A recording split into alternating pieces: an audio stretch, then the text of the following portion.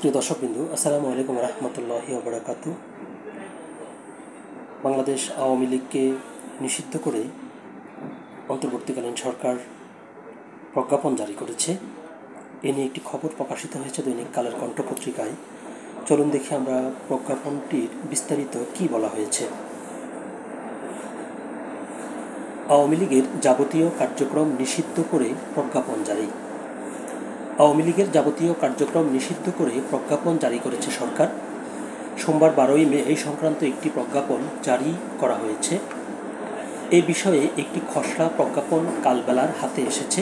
এতে বলা হয়েছে, 2009 সালের 6 জানুয়ারি সরকার গঠনের পর থেকে 2024 সালের 5ই আগস্ট ছাত্র জনতার গণ অভ্যুত্থানের মুখে ক্ষমতাচ্যুত হওয়া পর্যন্ত বাংলাদেশ আওয়ামী লীগ এবং এর সব অঙ্গ সংগঠন, সহযোগী সংগঠন ও ভ্রাতৃপ্রতিম সংগঠন বিরোধী রাজনৈতিক দলগুলোর সদস্য ও ভিন্ন মতের মানুষের উপর হামলা, গুম, খুন, হত্যা, নির্যাতন ও ধর্ষণ সহ বিভিন্ন নিপীড়নমূলক ও সন্ত্রাসী কর্মকাণ্ডের মাধ্যমে সারা দেশে ত্রাসের রাজত্ব কায়েম করে।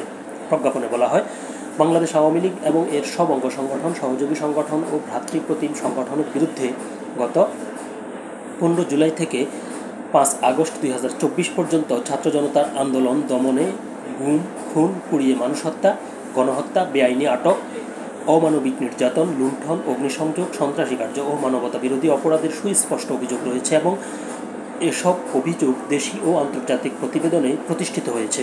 যেহেতু উল্লেখিত অপরাধগুলো অভিযোগ বাংলাদেশ আওয়ামী লীগ এবং এর সব অঙ্গ সংগঠন, সহযোগী সংগঠন ও ভ্রাতৃপ্রতিম সংগঠনের নেতাকর্মীদের বিরুদ্ধে আন্তর্জাতিক অপরাধ ট্রাইব্যুনাল এবং দেশের ফৌজদারি আদালতে বহু সংখ্যক মামলা বিচারাধীন রয়েছে। এতে বলা হয়, যেহেতু এসব মামলার বিচারে প্রতিবন্ধকতা তৈরি, জনমনে আতঙ্ক সৃষ্টি, বাংলাদেশের সংহতি, জননিরাপত্তা ও সার্বভৌমত্ব বিপন্ন করার লক্ষ্যে গত 5 আগস্ট 2024 খ্রিস্টাব্দ পরবর্তী সময়ে বাংলাদেশ আওয়ামী লীগ এবং এর সব অঙ্গ সংগঠন, সহযোগী সংগঠন ও ভ্রাতৃপ্রতিম সংগঠন কর্তৃক গণ অভ্যুত্থানে অংশগ্রহণকারী ছাত্র জনতার উপর হামলা, উস্কানিমূলক মিছিল আয়োজন, রাষ্ট্রবিরোধী লিফলেট বিতরণ এবং ভিনদেশে পলাতক তাদের নেত্রীসহ অন্য নেতাকর্মী কর্তৃক সোশ্যাল মিডিয়ার মাধ্যমে অপরাধমূলক বক্তব্য প্রদান, ব্যক্তি ও প্রজাতন্ত্রের সম্পত্তির ক্ষতি সাধনের প্রচেষ্টা সহ আইনশৃঙ্খলা বিরোধী কর্মকাণ্ড পরিলক্ষিত হয়েছে।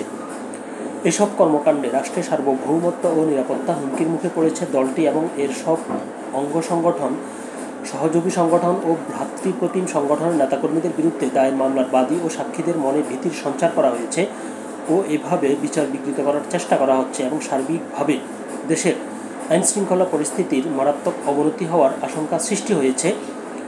যেহেতু সরকারের নিকট যথেষ্ট তথ্য প্রমাণ রয়েছে, বাংলাদেশ আওয়ামী লীগ এবং এর সব অঙ্গ সংগঠন, সহযোগী সংগঠন ও ভ্রাতৃপ্রতিম সংগঠন রাষ্ট্রকে অস্থিতিশীল ও অকার্যকর করার লক্ষ্যে বিভিন্ন অপরাধমূলক কর্মকাণ্ডে জড়িত থাকা সহ জনমনে ভীতি সঞ্চারের উদ্দেশ্যে সন্ত্রাসী সংগঠনের মতো বিভিন্ন বেআইনি কার্যকলাপ ও ষড়যন্ত্রে লিপ্ত রয়েছে। যেহেতু সরকার যুক্তিযুক্তভাবে মনে করে সন্ত্রাস বিরোধী সংশোধন অধ্যাদেশ 2025 এবং সন্ত্রাস বিরোধী আইন 2009-এর ধারা 18(1)-এ প্রদত্ত ক্ষমতা বলে আন্তর্জাতিক অপরাধ ট্রাইব্যুনালে বাংলাদেশ আওয়ামী লীগ এবং এর সব অঙ্গ সংগঠন, সহযোগী সংগঠন ও ভ্রাতৃপ্রতিম সংগঠনের নেতাকর্মীদের বিরুদ্ধে বিচার কার্য সম্পূর্ণ না হওয়া পর্যন্ত দলটি এবং এর সব অঙ্গ সংগঠন, সহযোগী সংগঠন ও ভ্রাতৃপ্রতিম সংগঠনের যাবতীয় কার্যক্রম নিষিদ্ধ ঘোষণা করা সমীচীন।